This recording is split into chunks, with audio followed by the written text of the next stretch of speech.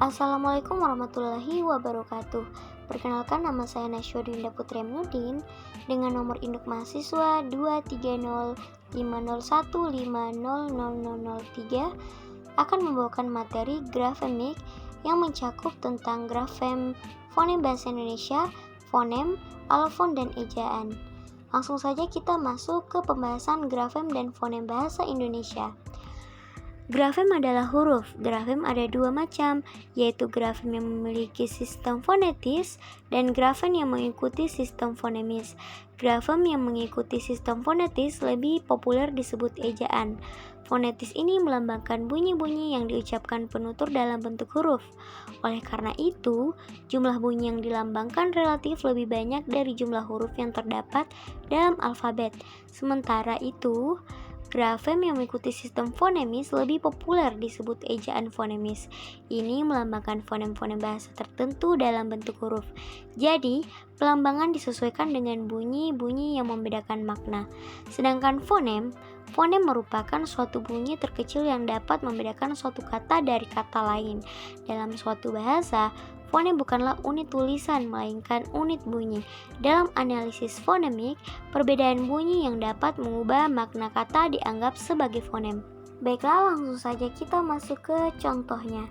Contoh dari perbedaan grafem dan fonem adalah pada kata ladang yang memiliki 6 grafem, yakni L, A, D, A, N, dan G. Tetapi hanya memiliki 5 fonem, yakni L, A, D, A, dan simbol NG. Karena grafem N dan G itu hanya memiliki satu fonem saja. Contoh pada fonem NG itu ada menganga, di mana kata nga itu hanya memiliki satu fonem saja. Adapun kata nyanyi, makhluk, dan syarat. Selanjutnya ada fonem E dan dilambangkan sebagai lambang seperti ini. Contoh pada kata sate dan berat. Selanjutnya ada contoh dari ejaan Evan Ophuijsen dipakai tahun 1901 sampai 1947 dan ejaan Swandi dipakai pada tahun 1947 sampai 1972. Ini lebih banyak kelemahannya. Pada ejaan Van Ophuijsen yakni di mana fonem itu dilambangkan dua huruf, misalnya OE, DJ, NG, dan lain-lain. Contoh pada kata untuk melambangkan dua huruf seperti pada kata oentuk, di mana huruf untuk ini dilambangkan dua huruf O, E, N, T, O, E, K. Juga pada jejak, menganga, dan janji. Selanjutnya ada fonem K yang dilambangkan pada petik atas atau simbol tanda tanya. Contoh pada kata tidak, makhluk, dan yakni. Baiklah, selanjutnya kita menjelaskan tentang apa sih itu alofon dan ejaan.